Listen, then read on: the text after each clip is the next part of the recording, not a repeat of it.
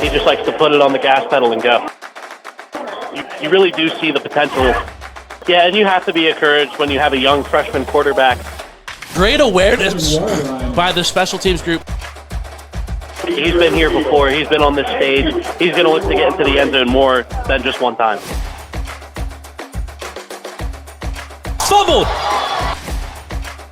What a play, hitting the legs, making sure he didn't get far.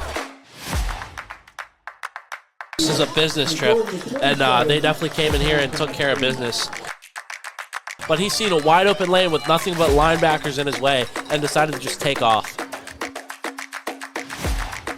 And here we go. And let me tell you something. There's just something about college football that differentiates itself, and it's a beautiful thing.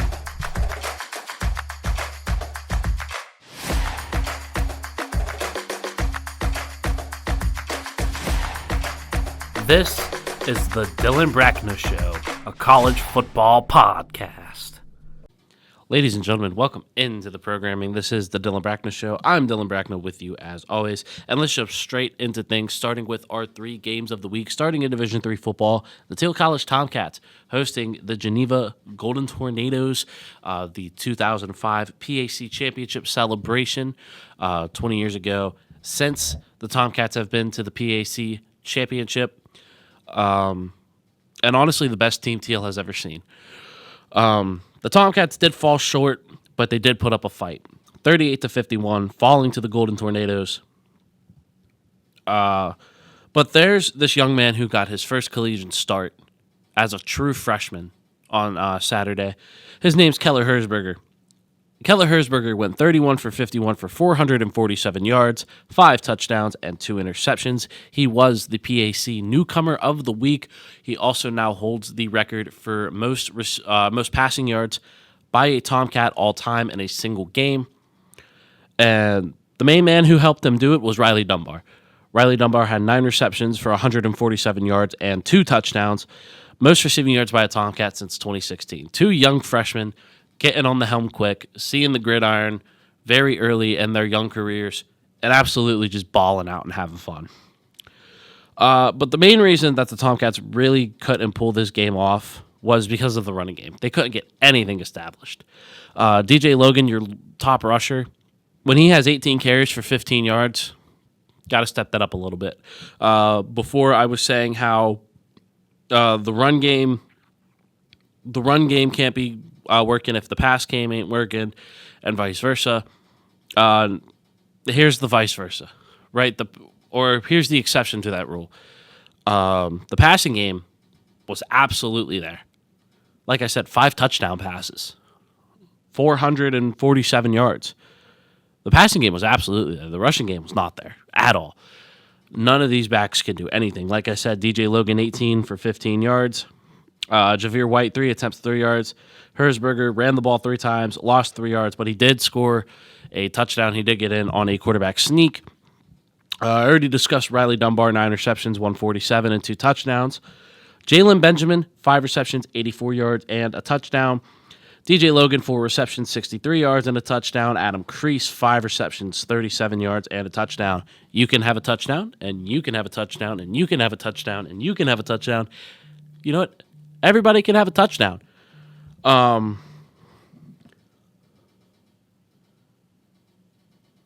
my phone. Some random number. Nonetheless, everybody was getting touchdowns. And I think next week when the Tomcats do play Westminster, I'll get to that game here in a second. If Herzberger keeps throwing the ball like this, I think the Tomcats are going to be pretty okay. Absolutely diced up the Geneva defense through the air, but this Geneva run defense was very, very solid all around.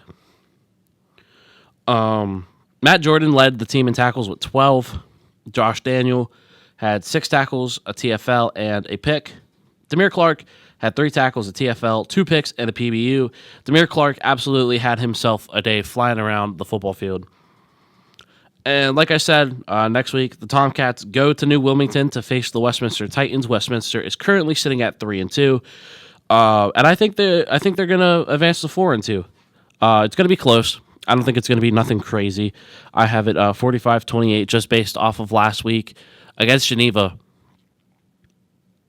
I think the Tomcats are going to fare well in that matchup. Obviously, Westminster is one of the top contenders in the pack.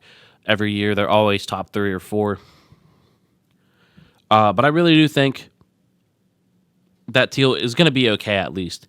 And on the Geneva side of the football, Caleb Romano played a huge part in this game. Both offenses absolutely just diced it up through the air. Caleb Romano went 32 for 51, 402 yards, 3 touchdowns, 2 picks. And then Will Patterson threw 1 pass and it was picked off. Romano also ran the ball 4 times for 42 yards and 2 touchdowns. Bryce Finley, 4 attempts, 24 yards. David Reed, 9 attempts, 19 yards. Christian Martin, 7 attempts, 4 yards, and a touchdown. Like I said, both of these run defenses were absolutely outstanding. But through the air, this game was electric. And on the receiving side of the football, Seth Tyson was Romano's number 1 guy, 8 receptions, 121 yards. Keaton Baker, 7 receptions, 117 yards, and a touchdown. Luke Crumbacher, 6 receptions, 110 yards, and 1 touchdown. Almost 2 touchdowns, but he did run out of bounds. Got the flag for illegal touching. And Dane Jonke, 7 receptions, 43 yards, and a touchdown.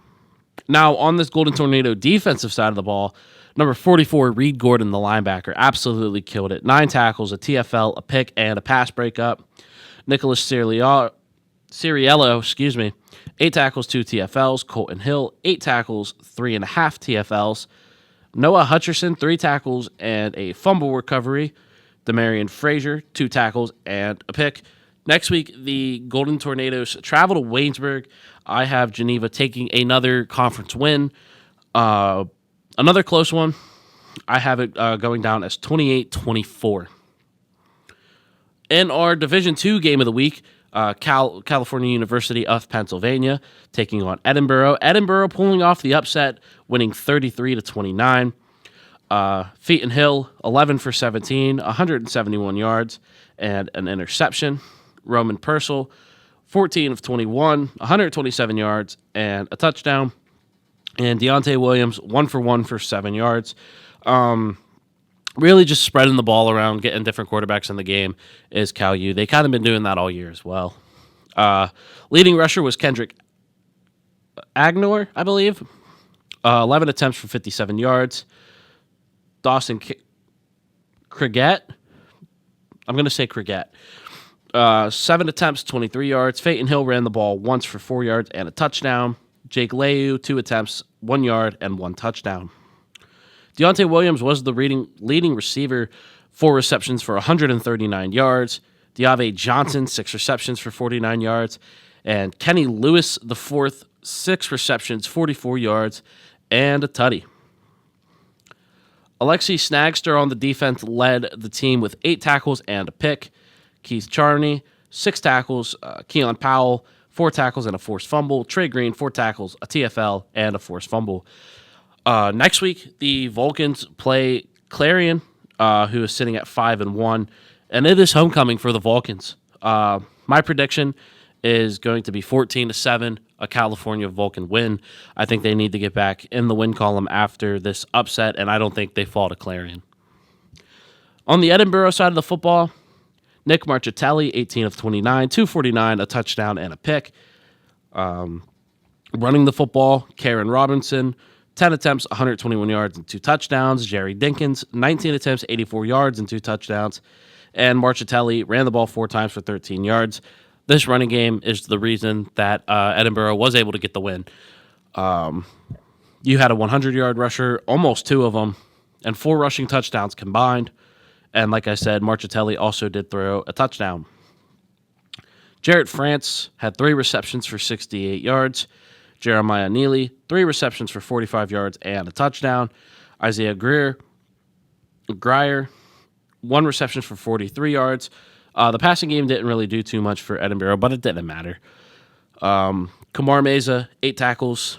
Carlos Morales, 6 tackles, a TFL, and a pick.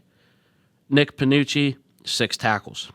And next week, Edinboro goes to Fairmont State. Fairmont State is currently sitting at a 3-3 record, but they have had a lot of high-scoring bouts, and I think this one's going to be the same. I have Edinburgh taking the win 52-48. Let's get into the top 25. In Division III, North Central leads it, followed by Mount Union, Johns Hopkins, UW La Crosse, Salisbury, Bethel, Hardin-Simmons, Wartburg, UV Whitewater, St. John's, DePaul, UW River Falls, UW Platteville, John Carroll Central, Carnegie Mellon. Carnegie Mellon going from the PAC to the... what was the conference? The Centennial Conference. Carnegie Mellon from the PAC to the Centennial Conference, still staying in the rankings at number 16. Christopher Newport 17. UW Oshkosh at 18, followed by Hope, UW Stout, Wheaton, Berry, Cortland, Linfield, and Randolph-Macon. The Division II top 25 is Ferris State leading the way, followed by Harding, Kutztown, West Florida, Western Colorado, Pittsburgh State, Central Washington, Minnesota State, CSU Pueblo, Augustana, UT Permian Basin, Grand Valley State, West Alabama, Minnesota Duluth, Northwest Missouri State, Indianapolis, Virginia Union, Findlay, UNC Pembroke, Ashland, Delta State, Emory and Henry, Angelo State, Johnson C. Smith, and Southern Arkansas.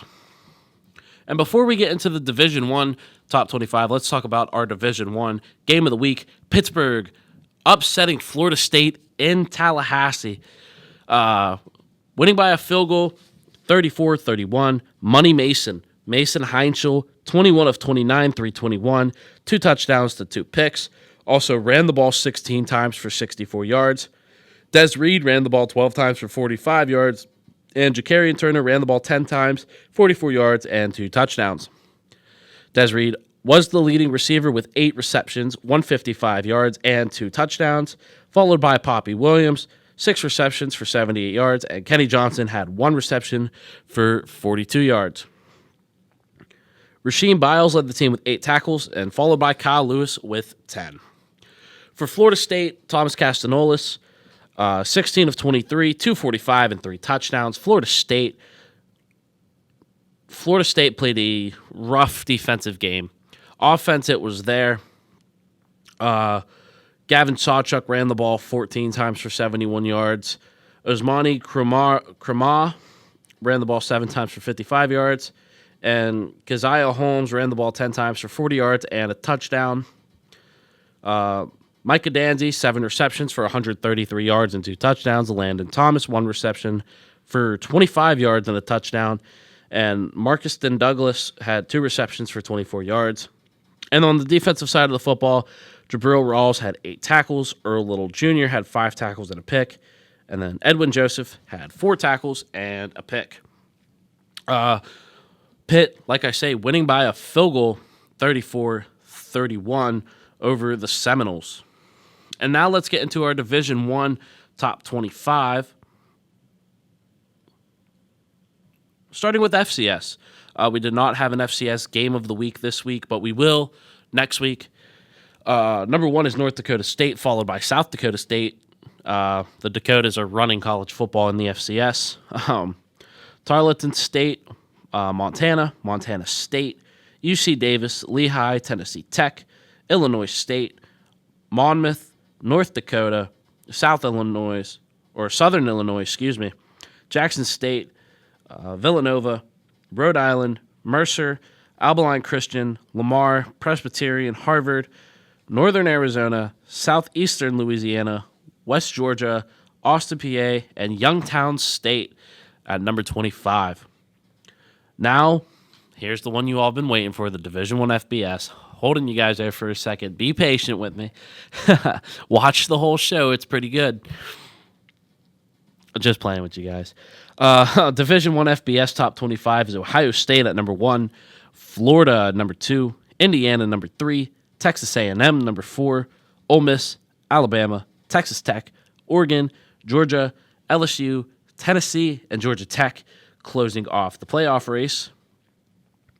And then number 13, Notre Dame. Notre Dame has really came back after the struggles they had at the beginning of the season. Like I said before, I don't know if Notre Dame would make the playoff if they kept playing the way they played.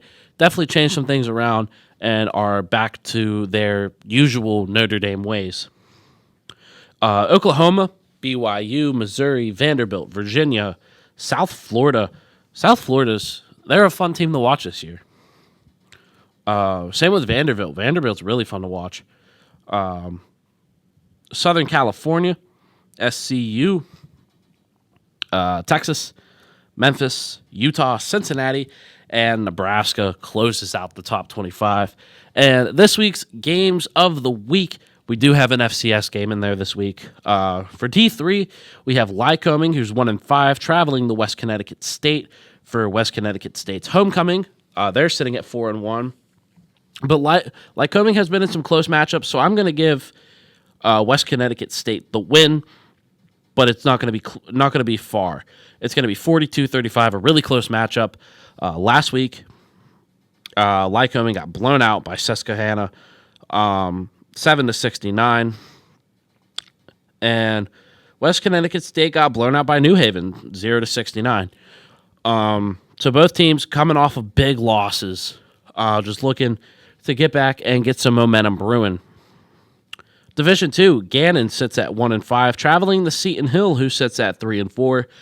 I think Gannon's going to get the upset, 24-21. Gannon has been winning games, but Seton Hill has been winning a couple games, but they all been pretty close. Gannon has been losing a lot of close games. But I do think they are going to get the upset in Seton Hill. Last week, just another close matchup, like I mentioned. Loss versus Clarion, 46-48. Lost by 2 points. Slippery Rock beat Gannon, or I keep saying Gannon, beat Seton Hill last week, 7-49. Seton Hill just got blown out by Slippery Rock, and Slippery Rock's a good team. In the FCS, we got 5-2 Sacred Heart traveling to number 4 Montana, sitting at 6-0. Sacred Heart is going to get this upset by a field goal, 38-35, I do believe. Last week, Sacred Heart beat Howard 32-14, and Montana beat Cal Poly 28-9. I don't know. I feel like it's going to be a good upset week. And in our FBS game of the week is number 19 South Florida, who's sitting at 5-1. Taking on Florida Atlantic, who is 3-3. It's going to be a high-scoring matchup. These two offenses are electric, but give me USF 52-24. Last week, USF did beat North Texas 63-56. Very high-scoring contest. And Florida Atlantic got the win over Rice 27-21. So that's going to do it for me today. A little bit of a shorter episode. I'm not going to try to go as long as I usually do. I'm going to try to, have weekly small episodes and maybe one big episode every here and there, maybe every other week, maybe every other 2 weeks. We'll just see where that takes me. But make sure you subscribe if you're watching this on YouTube. Right now, it's the only place you can watch it, but I am going to try to have it up on some other platforms. I'm going to mess around, see what I can do. But yeah, that's going to do it for me. I don't have anything else for you guys. Make sure you subscribe, comment your score predictions for our games of the week. Comment what you guys want to see for next week's games of the week. Let's just have some fun with this, man. I'm excited. Thank you all for watching. This is the Dylan Brachna Show. I am Dylan Brachna, and I will see you all next episode.